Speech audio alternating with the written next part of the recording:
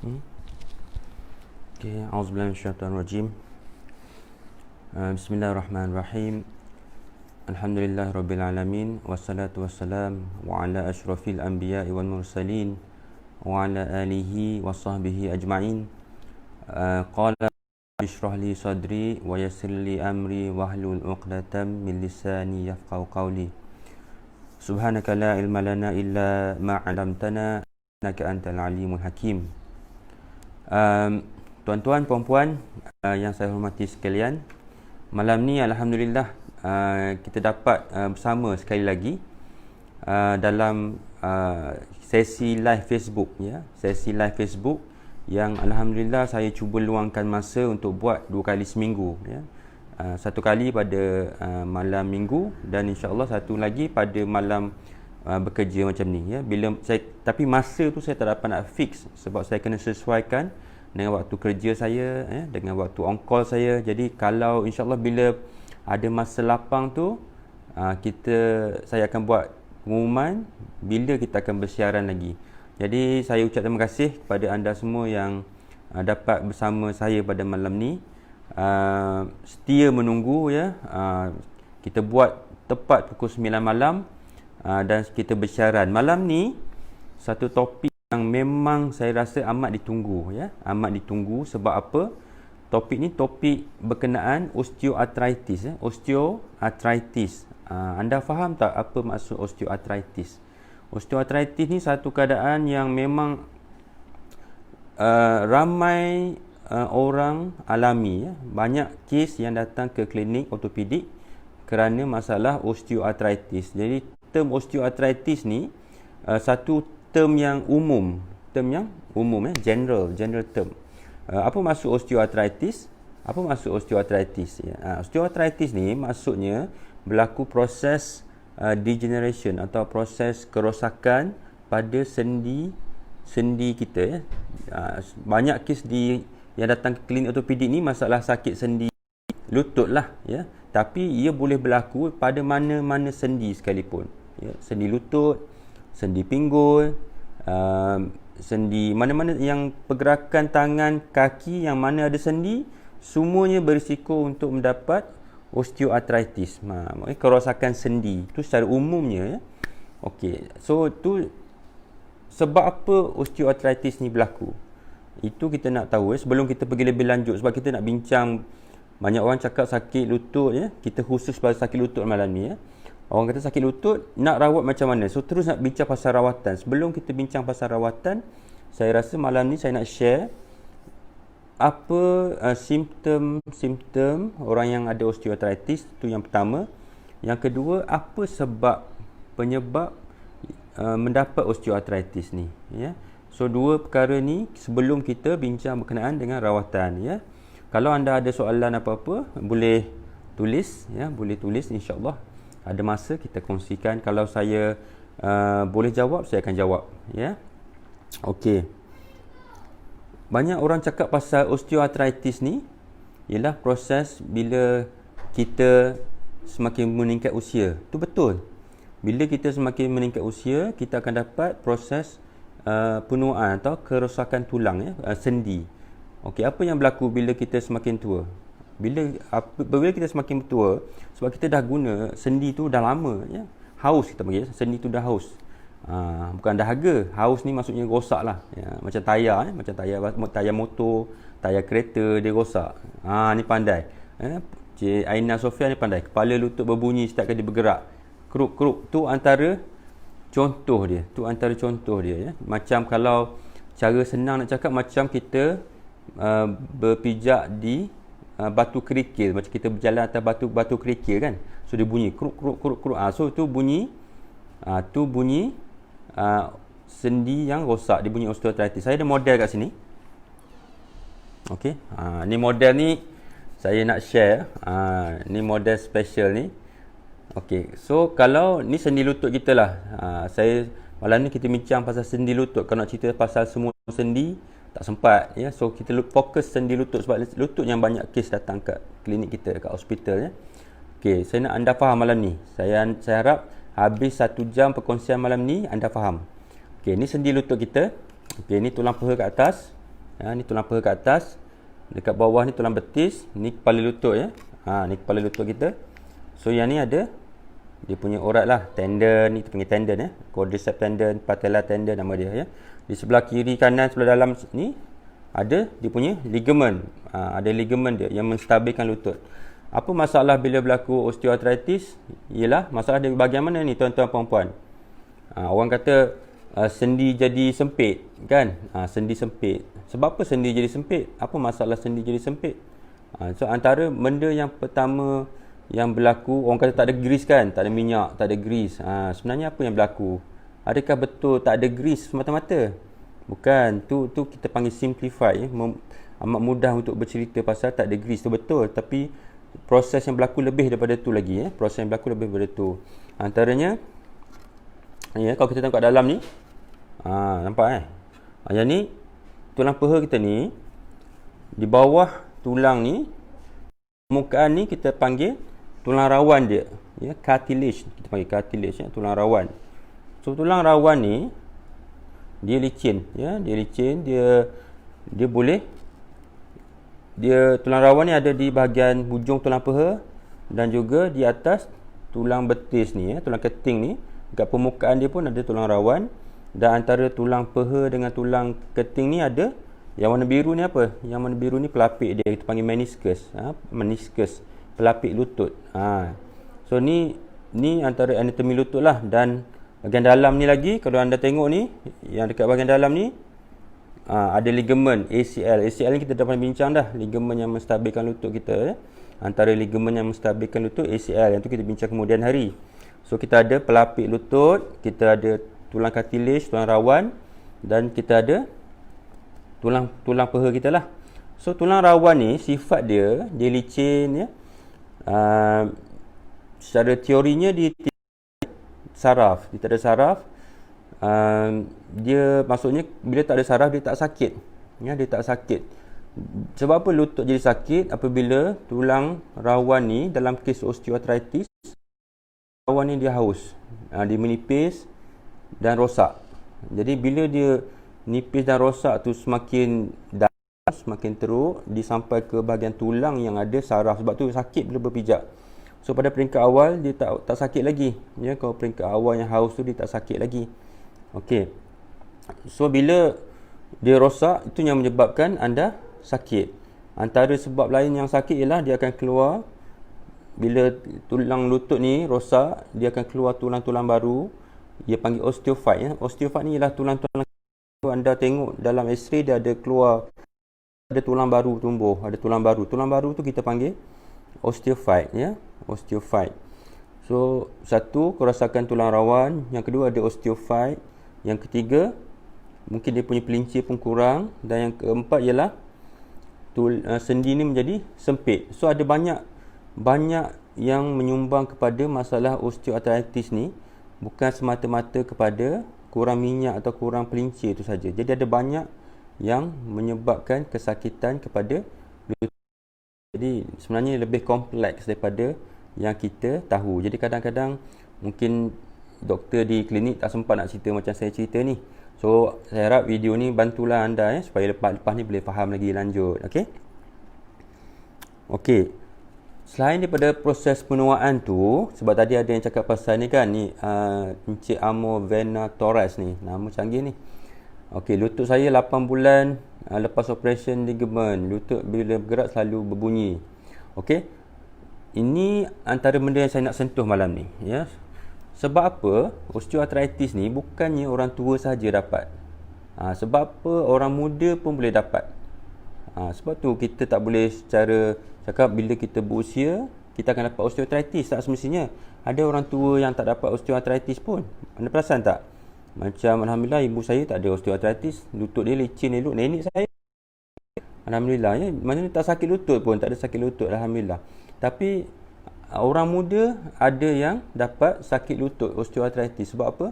Antara punca-punca lain yang menyebabkan osteoarthritis ialah apa tadi? Kecederaan ligamen lutut ya, ACL contohnya, atau pelapik lutut koyak. Sebab apa? Sebab bila lutut koyak ligamen dia, lutut jadi tak stabil ya, maksud kita panggil trauma, ada kecederaan. Contohnya kemalangan jalan raya. Apa lagi contoh dia? Sukan, ya, anda main futsal ke, kemudian ligamen koyak, lutut ni dia jadi goyang, ya. Goyang, so tak stabil. Bila tak stabil, lutut dia akan cuba badan kita ni pandai, ya. So dia akan cuba menstabilkan lutut, dia akan keluar tulang osteofat ni, tulang baru ni. Dia ingat nak menstabilkan lutut, tapi dia jadi rosak, jadi sakit, ya. Selain daripada tu, bila lutut tak stabil, ligamen ni, tulang rawan pun akan rosak juga sebab dia dah tak betul kedudukan dia. Okey. So ada banyak sebab. So selain daripada orang tua, orang muda pun boleh dapat osteoartritis sebab pernah ada kemalangan jalan raya menyebabkan kepatahan yang berhampiran sendi. Kalau ada kepatahan yang berhampiran sendi pun anda boleh dapat osteoartritis. Kecederaan sukan menyebabkan ligamen koyak pun, bila lutut tak stabil pun anda boleh dapat osteoartritis. Apa lagi? Kalau anda dapat jangkitan kuman, contohnya kita panggil septic arthritis, maksudnya ada jangkitan kuman pada sendi, boleh dapat osteoartritis. Tidak kira umur anda berapa sekalipun, boleh rosak sendi tu dan boleh dapat osteoartritis. Okey. Suntik gel nanti saya jawab lepas ni. Kalau anda ada contoh sakit-sakit keradangan sendi, apa contoh sakit yang menyebabkan sendi dapat keradangan ni? Gout. Okey, gout, ya. Gouty arthritis. Gout ni ramai orang dapat kan? Gout. Lagi rheumatoid arthritis, RA kita panggil. Orang yang ada rheumatoid arthritis, ada gout. So kalau sendi tu kena serangan sakit ni, dia berisiko untuk rosak, ya. So anda boleh dapat osteoartritis. So kita panggil osteoartritis ni secondary osteoartritis. Secondary osteoartritis maksudnya osteoartritis yang disebabkan oleh penyakit lain ataupun kemalangan ataupun lutut tak stabil. So dia dapat osteoartritis ni disebabkan oleh masalah lain, bukannya primary. Okey, bukannya primary. Okey. Okey, grading, grading ni maksudnya antara kita nak kata osteoartritis ada banyak grade pula. Ada yang minimal, yang minor je, tak teruk pun. Sikit je sakit dia, tak teruk. Tapi ada kes yang teruk sampai bengkok kan. Pernah nampak tak yang jalan kaki pun macam jalan macam ni kan? Pernah tengok? Jalan sengit-sengit macam ni, kena angkat, bengkok, angkat kiri, angkat kanan, ya. Macam tu. Ada yang terlampau teruk, ya. Kalau kita tengok x-ray pun ada yang sendi dia masih besar lagi. Ada sikit saja, kita panggil osteophyte, sikit saja. Ada yang sampai sempit, sampai tak ada ruang langsung antara sendi tu, ya, pun ada. Jadi ada banyak grade dia. Secara umum kita cakap ada 4 grade, ya. Grade 1, 2, 3 dan 4. Okey, tadi kita dah bincang pasal bunyi kan. Bunyi lutut tu, kita bincang pasal symptoms, symptoms dan sign. Apa simptom dia? Apa kita panggil gejala? Apa gejala? Gejala yang paling senang sekali kalau anda nak tahu anda ada osteoartritis ialah sakit lutut lah. Sakit lutut ni kalau bincang pasal lutut lah, sakit lutut. Sakit masa bila sakit? Kalau masa anda baring nak tidur malam sakit tak? Biasanya tak sakit. Biasanya tak sakit. Mereka dah teruk sangat, ya. Kalau peringkat awal tak sakit pun, anda boleh baring tak sakit. Jadi sakit apabila anda berpijak, ya, weight bearing kita panggil, sakit masa berpijak. Lagi banyak anda bangun berjalan, lagi sakit. Kalau anda tak berjalan, dia tak sakit. Bila anda duduk, dia tak sakit. Okey, faham, ya? So selain daripada tu, crepitus, berbunyi tadi, yang crepitus kita panggil, bunyi krup krup krup krup tu antara yang kedua. Yang ketiga, dah teruk, kita akan panggil ada narrowing of joint space. Maksudnya sendi dia sempit dan anda kaki tu jadi bengkok, kita panggil deformity. So kalau peringkat yang dah teruk, mungkin nak berdiri solat pun tak boleh. Ini yang kes-kes kita tengok orang kena solat duduk, ya. Kena solat duduk, kaki pun tak boleh nak lipat habis, ya. Dah ketat, ya. Kadang-kadang dah selain daripada sempit tu, dia bengkak pun ada. Kadang-kadang ada banyak effusion, cecair dalam lutut, ya. Boleh. So ada banyak grade dia. Peringkat awal okey je, ya. Tapi peringkat dah kronik, dah teruk, dah lama, dia rosak sendi tu sampai tak boleh nak berdiri, tak boleh nak berjalan, ya. Tak boleh nak solat macam biasa, terpaksa berdiri, terpaksa duduk, ya, solat duduk. So tu peringkat dah teruk. Anda tahu satu cerita. Lepas ni saya cerita masa pasal rawatan lah, ya. Okey. Siasatan yang kita akan buat kalau anda ke klinik untuk confirmkan diagnosis ni, yang pertama ialah kita perlu buat pemeriksaan fizikal dulu. Doktor akan tanya cerita anda dulu, tu yang pertama. Lepas doktor tanya cerita anda, doktor akan buat pemeriksaan fizikal macam saya cerita tadi tu. Sebab apa? Kita nak pastikan bukan diagnosis lain. So selain daripada sakit lutut, ada macam contoh yang Nur Azlina ni tanya, ya. Contoh, ya. Saya dah buat x-ray, lutut normal tapi lutut masih sakit. Lutut masih sakit, terutama masa mencangkung berdiri. Jadi sebab apa sakit? Apa ni kita nak pastikan sebab apa? Apa diagnosis lain kesakitan pada lutut? So apa-apa struktur pada lutut boleh menyebabkan kesakitan. Bukan osteoartritis saja. Kalau x-ray normal, maksudnya kita kena pastikan bukan simptom lain. Contohnya anda ada kecederaan pada meniskus atau pelapis lutut. Macam tadi ada yang tanya saya di Facebook, dia naik bukit hiking contohnya. Anda naik bukit hiking. Ya, kalau ada sebarang pergerakan yang twisting injury, pusing, anda boleh dapat kerosakan pada meniskus, ya. Meniskus pelapis lutut tu boleh koyak. Tu boleh menyebabkan kesakitan juga, ya. Kalau anda terselioh ligamen boleh koyak pun boleh sakit. Tisu, mana-mana tisu pun boleh, ya. Mana-mana kalau ada keradangan pada tendon atau ligamen pada lutut pun boleh menyebabkan kesakitan juga. Jadi tak semestinya osteoartritis. Jadi kita kena periksa dulu. So dia nak bagi diagnosis, kena periksa dulu. Selain daripada tu, yang kes-kes lain tu lah yang saya sebut tadi, ya. Rheumatoid arthritis, septic arthritis, dia ada simptom yang tersendiri. So kita kena pastikan apa diagnosis dia. Boleh, ya. Okey, selepas buat pemeriksaan fizikal, kita akan buat x-ray. X-ray ni yang banyak membantu kita lah. Biasanya kita akan nampak apa yang saya cerita tadi. Biasanya dia akan nampak sendi jadi sempit, ya. Ada tulang baru. Kita panggil osteophyte nama dia, ya. Osteophyte. Ataupun kalau ada, contohnya anda pernah jatuh, ada kecederaan, tak pernah diagnose, tak tahu pun, mungkin ada retak, tulang retak atau kepatahan, tu semua pun boleh menyebabkan sakit lutut. So yang tu pun kita kena periksa, kita kena pastikan. Okey. Saya tak nak sentuh lagi bab lain ni. Ada yang tanya pasal tendon semua ni kan. So saya cuma fokus osteoartritis dulu. Kalau ada masa baru kita sentuh yang bab lain.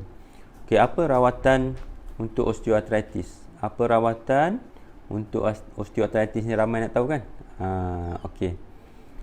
Okey, ada tak rawatan lain selain suntikan gel atau pembedahan? Okey, so Puan Zalina Kasim tanya ni, ada tak rawatan lain selain daripada suntikan gel atau pembedahan? Di hospital ni, biasa doktor dia mungkin simplified lah, dia memudahkan. Bila tengok, dia terus bagi tahu, ya. Oh, ni kena inject ni. Terus macam tu kan. Okey, ni terus tak boleh ni kena bedah dah ni. Tak boleh. Dia cakap macam tu kan. Tapi sebenarnya kalau nak diceritakan dengan panjang lebar, rawatan ni sentiasa dia boleh dibagi kepada dua. Okey, dia boleh dibagi kepada dua. Secara yang pertama, secara bukan pembedahan. Yang kedua, secara pembedahan. So, sentiasa ada dua. Secara non-operatif or operatif. Mesti dua. So, kalau dia cuma doktor bila dia cerita, kadang-kadang dia tengok x-ray anda, dia periksa dah serius, dia akan terus cakap pasal pembedahan. Tapi sebenarnya sentiasa ada dua, ya. Secara ada dua, kita akan cakap secara bukan pembedahan dulu. Apa contohnya rawatan yang bukan pembedahan ni? Yang pertama, cari hidup, ya, cari hidup. Yang ni senang cakap tapi payah nak buat, ya. Senang cakap, payah nak buat. Apa dia? Kena kurangkan berat badan, ya. Kalau anda dah kurus tak apa, kurang satu masalah. Tapi kalau badan anda besar, berat badan memang akan selalu menyumbang kepada sakit sendi anda, pinggul, sendi lutut, sebab berat badan kita menampung, sendi tu menampung berat badan kita. Jadi anda percaya cakap saya, jika anda boleh kurangkan berat badan, dia akan menyumbang kepada kurangnya kesakitan sendi anda. Jadi kalau seboleh-bolehnya. Kalau tak dapat banyak pun, anda cuba kurangkan sedikit demi sedikit pun tak apa. Ya, dapat 500 gram sebulan pun, 500 gram sebulan pun tak apa. Sikit-sikit. Jangan kena cepat, kadang tu tak dapat kita buat sikit-sikit. Tapi pasti boleh. Mesti boleh ya. So, yang tu kita punya usaha dulu. Cakap memang senang, saya tahu. Sebelum ni pun minggu lepas saya ada satu kes yang saya tengok dekat hospital. Badan besar kesian kat dia badan besar, lutut pun sakit dua-dua belah, memang rosak ada osteoarthritis, memang dah bertemu pun. Tapi masalah dia dapat sakit tu sebab apa? Sebab sakit dia kita panggil secondary osteoarthritis. Dia ada rheumatoid arthritis. So bila ada rheumatoid arthritis, dalam antara rawatan dia, dia kena makan steroid antaranya. Dia makan long term steroid untuk rawatan. Dos sikit je tapi dia terpaksa makan. So antara kesan sampingan dia ialah berat badan dia bertambah ya. Muka jadi bulat ya. So jadi dia nak kurangkan berat badan pun tak mudah. So itu yang menyumbang kepada berat badan. Jadi susah, dan ada kes-kes tertentu tak semudah tu ya. Tapi kalau anda tidak ada masalah-masalah yang memerlukan makan ubat steroid contohnya, sepatutnya anda boleh dengan disiplin anda boleh kurangkan berat badan. So kita kena ada kehendak yang kuat, kena ada disiplin, dan insyaAllah kita boleh buat ya. Jika orang lain boleh, kita mesti boleh juga. Cuma nak atau tidak, tak nak saja. Cakap senang saya tahu, tapi kena cakap juga ya, kena cakap juga. Okey. Yang kedua, yang bukan pembedahan apa, ialah obat lah. Obat ya. Obat apa yang kita boleh bagi ni? Obat ada beberapa jenis ya. Obat yang paling simple sekali, yang antara yang paling selamat sekali ialah Panadol ya. Panadol untuk kurangkan sakit. Kalau sakit sikit boleh makan Panadol. Panadol ni selamat tuan-tuan puan-puan ya. Jangan takut ya. Tuan-tuan takut sangat. Takut rosak bawah pinggang lah apa semua tu ya. Lepas tu anda pergi makan benda lain yang kat luar pula, yang anda tak tahu pun kesan sampingan dia, dan anda datang ke hospital kerana rosak bawah pinggang. Ada banyak kes macam ni ya. Sebab takut nak makan ubat hospital. Doktor ikut dos. Kita tahu kesan-kesan sampingan semua ni. Jadi Panadol ni antara ubat yang selamat ya. Boleh makan, tak ada masalah. Panadol insya-Allah dia tak beri kesan pada bawah pinggang anda ya. Okey, apa lagi contoh obat? Kita ada obat kita panggil opioid ya. Obat opioid ni ada banyak jenis pula. Yang ni pun tak ada kesan sampingan pada bawah pinggang anda. Ya, anda boleh tanya doktor ya. Boleh tanya doktor kita, insya-Allah doktor akan jawab ya. Ada juga obat-obat yang kita panggil anti-inflammatory ya, non-steroidal anti-inflammatory, ada beberapa jenis juga. Yang ni boleh kurangkan keradangan pada sendi. Dia cepat kurang radang tu, jadi tak sakit. Tapi memang betul, setiap ubat yang ni pun dia boleh memberi kesan sampingan kalau tidak ikut dos dia. Kalau anda ikut dos tak ada masalah ya. Dan biasa kita tak bagi untuk makan long term, untuk berpanjangan ya. Ada kes-kes yang salah guna makan ubat ya.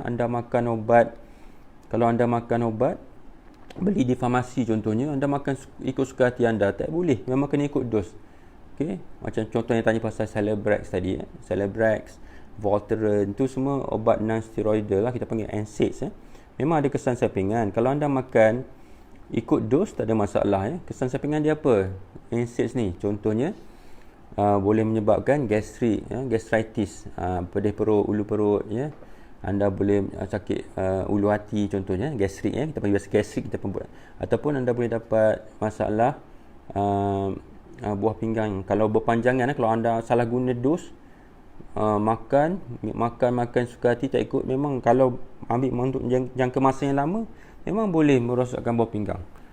Tapi kita tahu dos tu, sebab tu jangan salah guna. Kalau makan ikut dos, insya-Allah selamat ya. Dia ada kesan sampingan yang lain lagi yang doktor akan cerita nanti ya.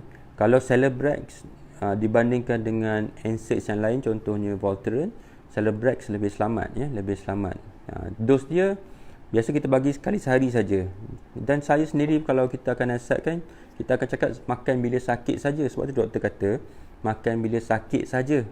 Ya, bukan makan 2 kali 3 kali sehari ikut suka anda. Tak, bukan macam tu ya. Makan bila sakit saja. Celebrex ni satu obat yang amat baik pada saya, banyak membantu, tapi kena ikut dos ya, kena ikut dos. Okey, Encik Syah Nizam, saya nak sentuh pasal Piascledin ni ya. Piascledin ni antara suplemen yang terkini. Okey, selain daripada ubat yang saya cakap tadi, ubat tahan sakit, ubat anti radang, ada ubat yang kita makan untuk tambah cecair dan lutut, pelincir dia tu ya. Contohnya kita panggil glucosamine sulfate, chondroitin sulfate. Okey, ada yang cakap pasal glucosamine kan. Dan yang ketiga yang baru ni kita panggil piascladin. Piascladin ni dibuat daripada soya ya. So setakat yang saya tahu, kalau nak cakap secara umum, semua pun ada kesan sampingan. Kalau anda ada kesan sampingan kepada soya contohnya, anda tak boleh ambil lah piascladin ni. Okey. Ataupun glucosamine sulfate. Glucosamine ni dia guna pelinciran lutut tu kita panggil apa, hyaluronic acid ya, pelinciran lutut. So kalau masalah dia ada glukos. So kalau anda ada kencing manis, anda kena monitor gula dalam darah anda tu, sebab dia ada potensi untuk naik. Dia tak semestinya naik, tapi dia ada risiko untuk naik. Jadi kita kena monitor. Jadi janganlah sampai bila doktor bagi nasihat makan tapi monitor, anda terus takut nak makan, tak makan. Jadi tu anda tak tanggung sakit tu, anda pergi cuba makan produk di luar yang anda tak tahu pun, tak ada kajian pun berkenaan kesan sampingan. Kalau anda tengok di luar kotak produk tu, dia kata sila rujuk kepada doktor anda, macam tu pula. So pandai produk pandai, tanya doktor anda, tapi anda tak tanya pun, anda makan je. Lepas tu anda end up sakit lutut, sakit buah pinggang. So yang ni susah kita. Bila buah pinggang ni tuan-tuan puan-puan, kau dah rosak, ada kes tak nak baik pun, tak berbaloi anda kena cuci buah pinggang contohnya. Hidup anda dah terbatas, 3 kali seminggu kena cuci buah pinggang, kena pergi hospital, nak berjalan pun susah, kos duit lagi ya. So yang terbaik ialah elak daripada mendapat kerosakan buah pinggang. So macam mana nak elak? Satu, kena dengar cakap doktor lah dulu. Kita tak ada doktor yang nak anda sakit, kita nak anda sembuh. Saya harap dengar cakap doktor ya, dengar cakap doktor dulu. Okay, so piascladin tadi boleh ambil, glucosamine sulfate boleh ambil, chondroitin sulfate boleh ambil. Yang tu semua supplementation ya, suplemen untuk tambah kita panggil pelincir pada lutut lah, bahasa mudah dia. So dia bukannya ubat tahan sakit ya, tapi dia mengurangkan kesakitan dengan menambah pelincir pada lutut. Ubat suplemen chondroitin sulfate contohnya, kalau ikut kajian dia kata dia boleh membantu untuk regenerate, bantu balik pertumbuhan tulang rawan. Itu kajian dia lah. So boleh makan ya, tak ada masalah. Cuma anda kena ingat, kalau makan ubat ni, jangan makan hari ni anda fikir anda boleh dapat efek terus. So nak cepat. Masalah satu lagi, kita nak cepat. So anda makan suplemen ni, kebiasaannya sebulan baru dapat nampak kesan dia. Sebulan tu paling cepat dah.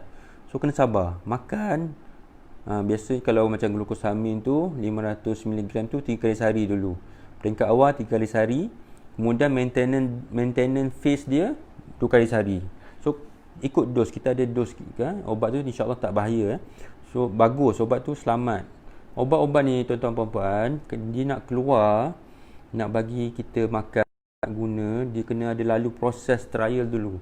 Try dekat mak-mak dulu, try pada binatang dulu ya, lepas tu baru try pada manusia. Dia kaji dulu kesan sampingan dia apa, berapa peratus yang dapat kesan sampingan sekian-sekian, berapa peratus yang dapat kesan ni, semua check. Ada kesan pada orang yang mengandung ke tidak, kalau wanita menyusu ada kesan ke tidak, semua dia check detail, semua dia check. Jadi tak semudah tu nak keluar ya, tak semudah tu nak keluar ubat-ubat semua ni. Tak masuk hospital pun. Kalau produk tu bagus, baik saya bagi produk je dekat klinik saya tu, saya tak payah bagi ubat-ubat hospital ni. Faham tak? Faham kan? Jadi kalau fikir logik akal pun ya, kalau ubat produk di luar tu bagus, baik di hospital ni kita bagi produk tu je. Ya. Okey. So setakat ni saya cakap pasal non-operatif saja, yang bukan operation ya.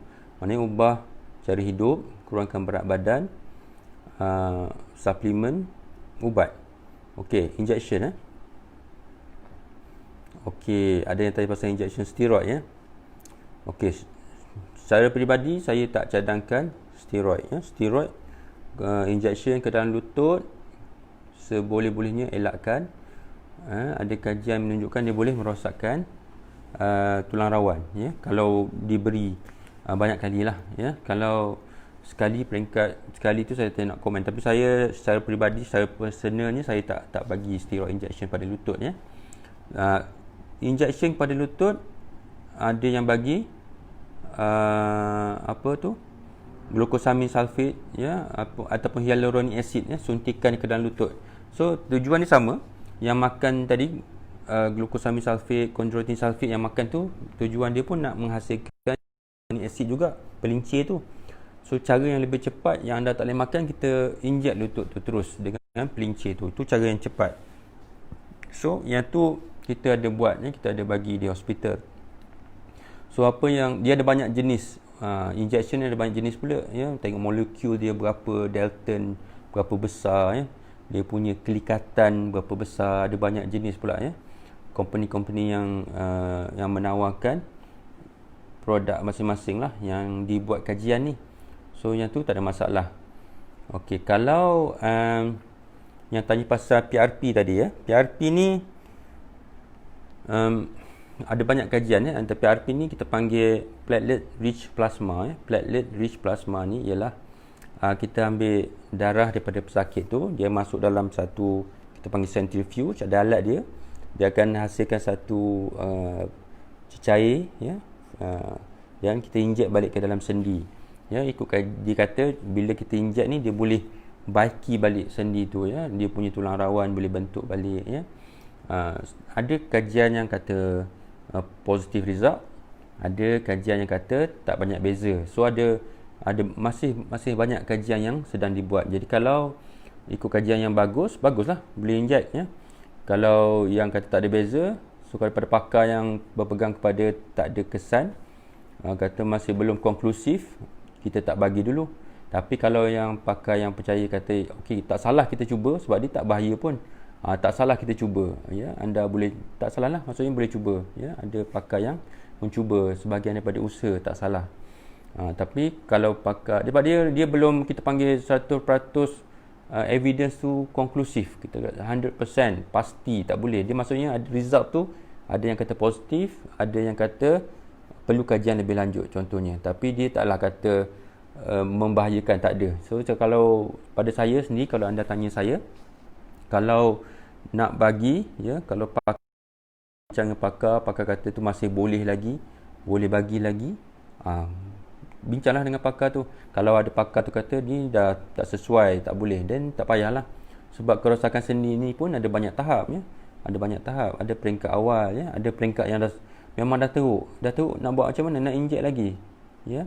Okey, yang cakap Encik Akmal Rodi, ya, dah try PRP, okeylah untuk 5-6 bulan, kemudian sakit balik. So itulah contoh dia, ya. So suntikan lutut yang hyaluronic acid sekali pun macam tu juga, dia guna dia untuk tambah pelincir lutut tu. Biasanya perlu injection, kadang-kadang sama ada setahun sekali atau setahun 2 kali, ya. Lepas kesan pelincir tu hilang, mungkin sakit balik. Tapi ada juga kes yang saya jumpa, sakit dia lepas injection tahan 3 tahun tak sakit, ada, ya.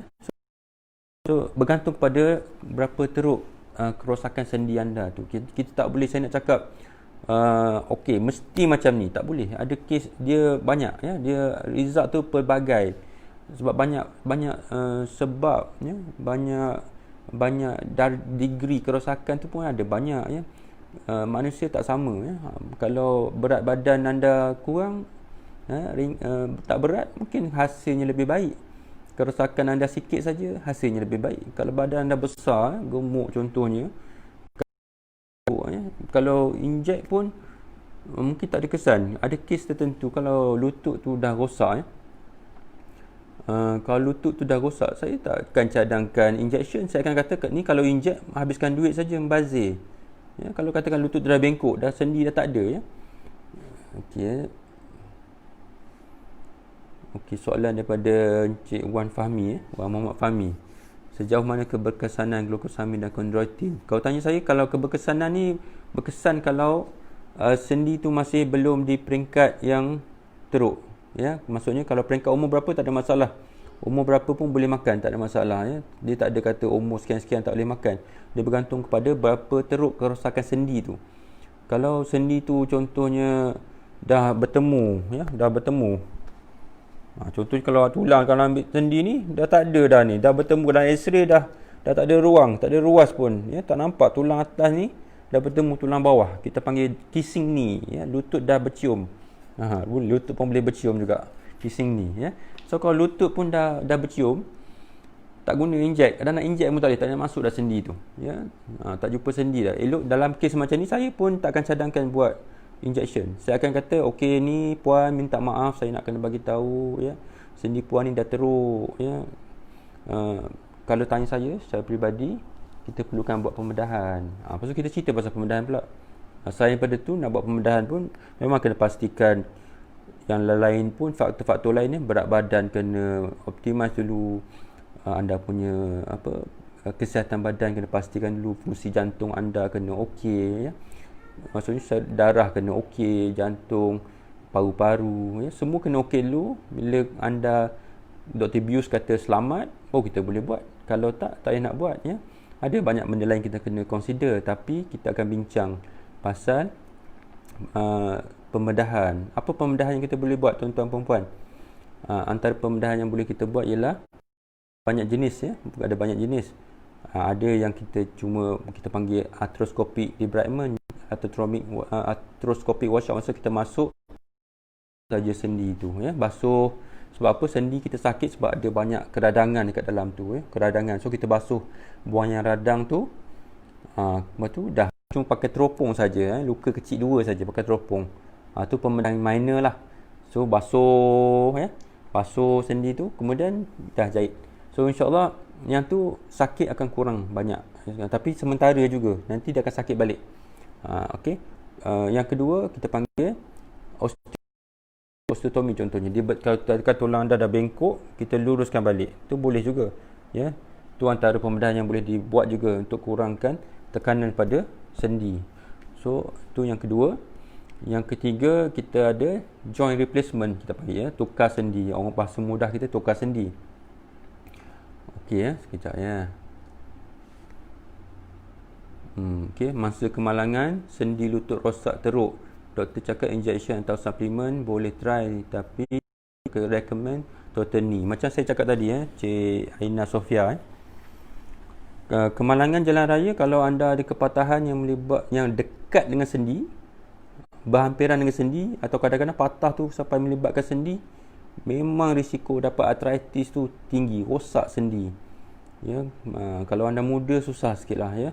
Kalau dah berusia boleh tahan. Kalau kita buat knee replacement contohnya, total knee replacement, jangka hayat dia antara 15 ke 20 tahun, ya, implant tu besi tu, ya. So lepas tu mungkin kena buat revision balik, kena tukar. Sebab knee replacement ni, tukar sendi ni pun dia boleh haus juga.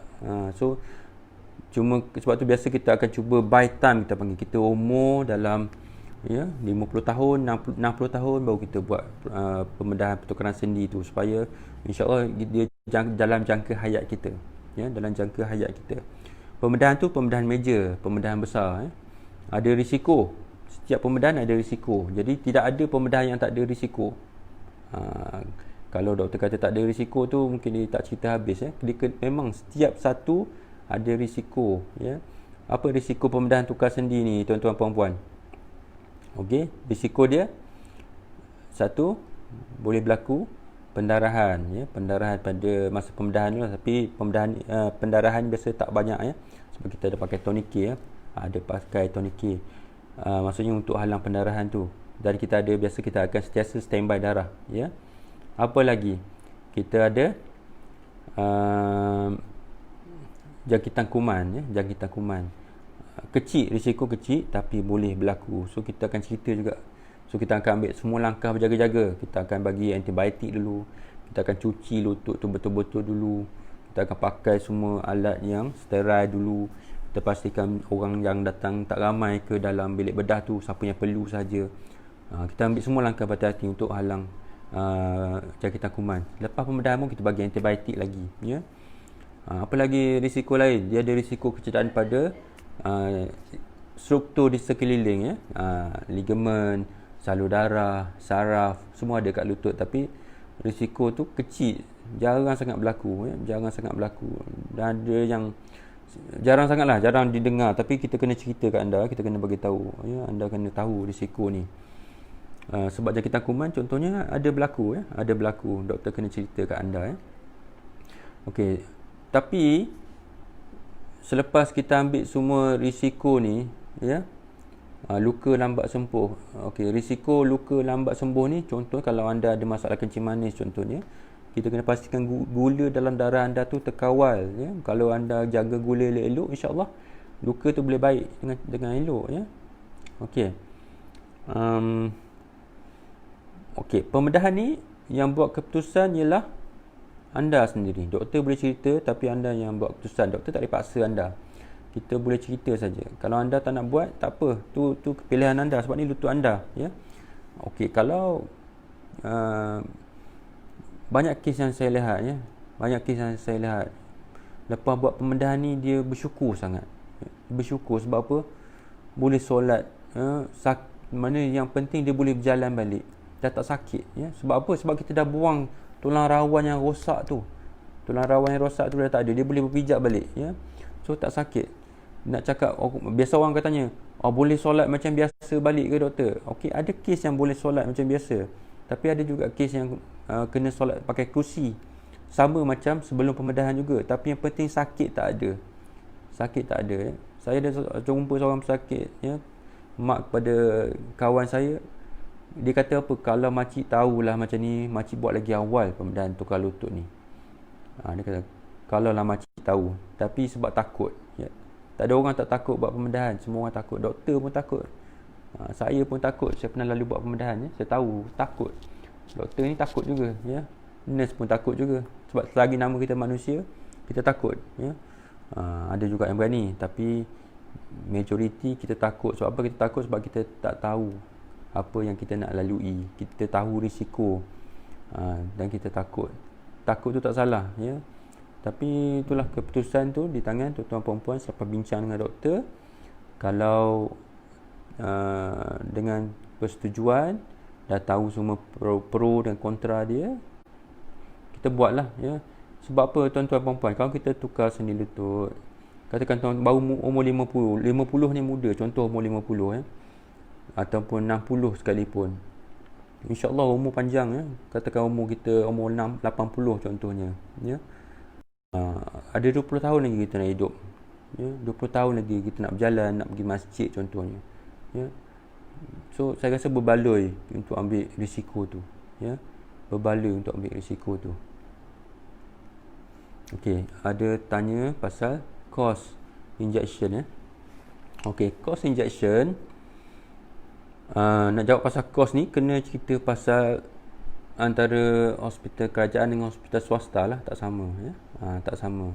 Kalau hospital kerajaan, dia akan charge obat tu lah. Obat tu ada yang murah dan ada yang mahal. Injection ni ada jenis-jenis dia lah.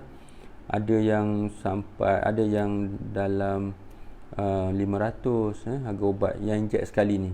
500 ada, 600 ada, 900 ada, dulu ada.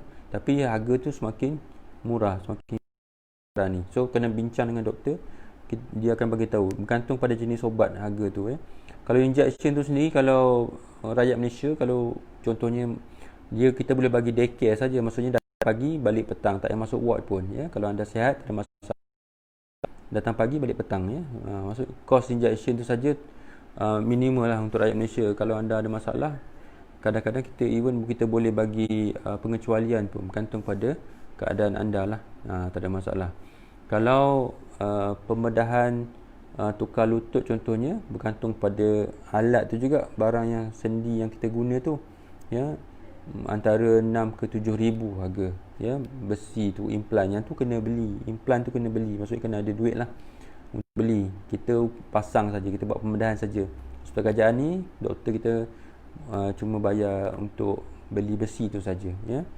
Kos pembedahan biasanya macam duduk di ward, biasa RM3 je sehari. RM3 sehari.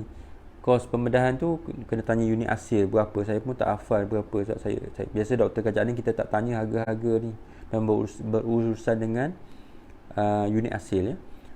Tapi kos biasanya ditakkan lebih daripada RM500 hospital kerajaan ya. Anda kena check nantilah kalau anda tengok ya, dia tanya. Okey. Kalau boleh. Okey, Puan Aina ya. Kena bincang dengan doktor ya. Nak kurang sakit tu kena bergantung pada berapa teruk perosakan sendi ya. Perlukan pembedahan atau tidak ya. Okey, bagus ya. Puan Rosita, dia kata lutut sakit ya. Jarang makan painkiller, buat fizioterapi saja. Okey.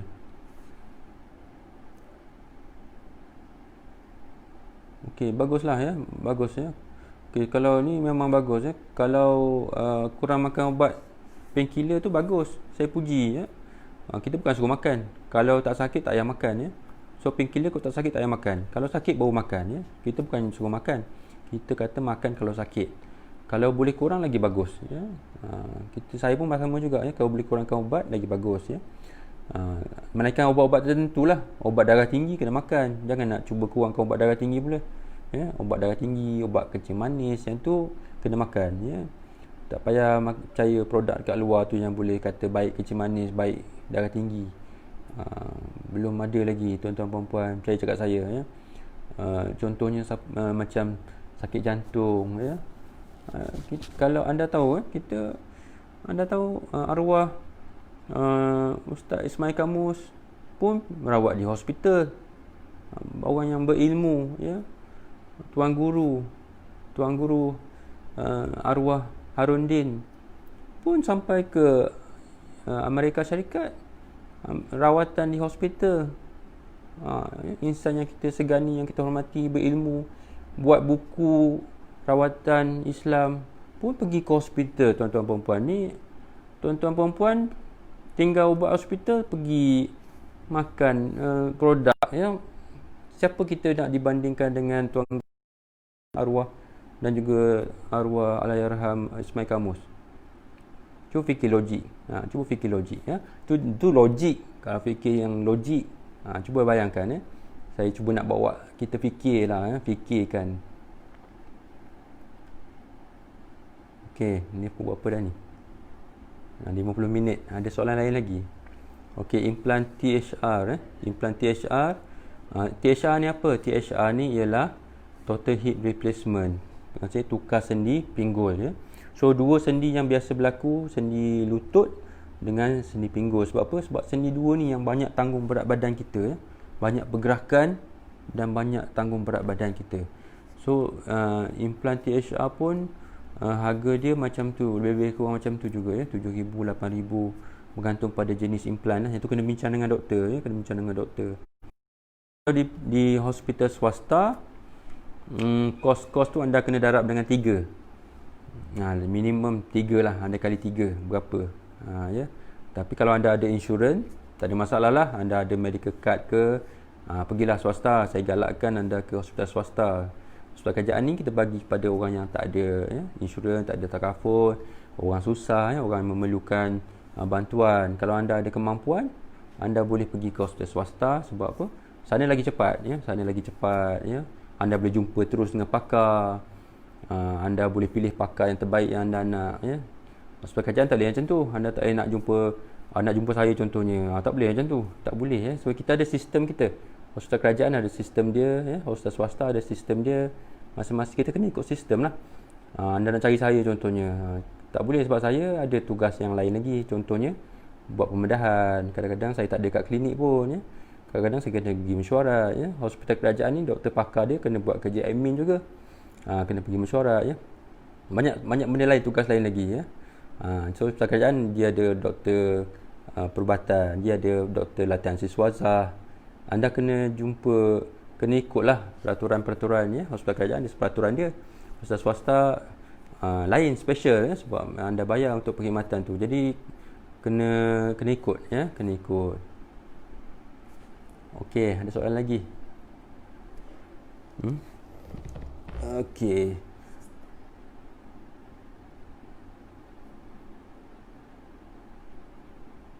Okey, soalan pasal daripada sister ni, staff ya, Nozi Laila Osman. Lepas pengurangan berat badan, lutut dah tak sakit. Alhamdulillah ya, bagus ya.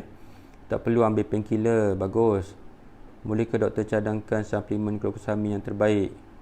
Oh, nak cadangkan nama ubat ni tak best lah ya. Sebenarnya suplemen mana-mana pun pada saya okey ya, sebab dia dah melalui proses kajian. Ada banyak. Kalau saya akan cadangkan glukosamin ni secara umum saja. Glukosamin ni nama umum. Glukosamin sulfate yang saya cadangkan, kalau anda nak beli yang ada combination 2 sekali. Ya. Glukosamin sulfate dengan chondroitin sulfate, dia combine sekali. So dia kata dia boleh bagi fungsi untuk tambah hyaluronic acid untuk pelincir lutut, pada masa yang sama dia bantu proses baik pulih tulang rawan tu. So ada 2 proses berlaku serentak. Saya tak boleh cadangkan nama ya, tak beretika. Tak baguslah. Saya ni bukan penjual produk ya. So jadi saya boleh cakap macam tu je lah. So nanti kalau anda pergi ke farmasi, anda boleh cari produk ni ya. Untuk artikel pasal osteoarthritis ni anda boleh okey, bagus. Kalau anda boleh pergi ke website mmgazette.com, saya ada tulis artikel pasal osteoarthritis. Semua yang tu anda kena baca. Yang ni video sharing ni barulah, teknik baru, sebab saya rasa setengah orang kita lebih suka ni, kita panggil engagement engagement. Boleh anda ada, kita panggil live Facebook, anda boleh tanya, saya boleh jawab terus. Ada orang ni tak nak baca, dia nak dengar, ada juga. Sekarang ni pun kalau ustaz-ustazah kita pun banyak buat kelas-kelas macam ni ya. Saya pun selalu dengar, bagus. Alhamdulillah ni bagus ya. So saya harap sesi malam ni bermanfaat lah ya, sesi malam ni bermanfaat. Kalau anda ada apa soalan, kalau saya boleh jawab, insya-Allah ada masa saya jawab ya. Tak boleh nak janji ya. Okey, ni Encik Syah Nizam dah try Piascledin dan berkesan. Alhamdulillah ya, bagus ya. Bagus. Saya ucap tahniah, bagus ya. So teruskan makan, tak ada masalah ya. Piascledin tu tak ada masalah. Itu antara ubat yang baru, suplemen yang baru ya. Soya base. Ada kesan baguslah ya. Mungkin mahal sikit tapi ada kesan. So kalau kesan, anda jaga diri anda baik-baik. Berat badan, jangan tambah berat badan lagi. Kalau tak boleh tambah, maintain ya. Jaga BMI kita. Jaga BMI, body mass index, pastikan dalam range normal. Jangan lebih daripada 23 nanti saya akan tulis artikel lah pasal berat badan ni. Rasa dah ada artikel tulis pasal BMI ya. Apa lagi, jaga diri. Kalau bersukan, jaga diri, jangan tu ya, jangan jatuh. Bawa motor hati-hati ya. Jangan kemalangan jalan raya. Saya semalam on-call pun dekat hospital ni pun 4-5 orang ya, budak baru 17 tahun accident motor. Saya kecewa dah juga bila jadi macam ni ya. Tapi yalah, dia orang pun seronok buat motor kan. Helmet pun tak pakai ya. Tahu-tahu dah terbaring ya, tak kena orang dah, mata je terbuka, tak kena orang. Kaki dah patah ke mana-mana ya, luka lutut, terburai, perut semua. So nak kata apa kan tuan-tuan dan puan. Jadi jaga anak masing-masing ya, pesan sayangi ahli keluarga anda ya. Kena jaga anak daripada kecil. Jaga anak daripada kecil. Daripada kecil dah kena nasihat dia supaya dia dengar cakap kita. Bukannya umur dah remaja baru nak kata jangan bawa motor. Tak boleh ya, tuan-tuan puan-puan. Kena jaga daripada anak tu kecil lagi. Daripada baby dah kena jaga dia, sayang anak ya. Bagi nasihat kat dia ya, bagi dengar Quran, lembut hati dia. Nak jaga anak memang daripada lahir, bukannya dah remaja baru nasihat. Nasihat masa remaja ni dah keras dah dia ya, dah jadi buluh, dah keras. Okey. Ambil bil boleh, tak ada masalah nak ambil bil. Okey tuan-tuan puan-puan, ni bukan sesi parenting. Sesi parenting kena buat slot lain insya-Allah. Jadi saya rasa cukup untuk malam ni. Saya harap sesi ni bermanfaat. Saya mohon maaf kalau ada sebarang silap salah. InsyaAllah video ni pun saya akan cuba edit dan letak di YouTube saya ya. Kalau anda miss ke apa ke, boleh ke YouTube saya, dan anda boleh juga ke page Dinta Mahyudin ni, nanti boleh tengok balik insyaAllah. Kongsikan, moga bermanfaat. Okay, Assalamualaikum warahmatullahi wabarakatuh.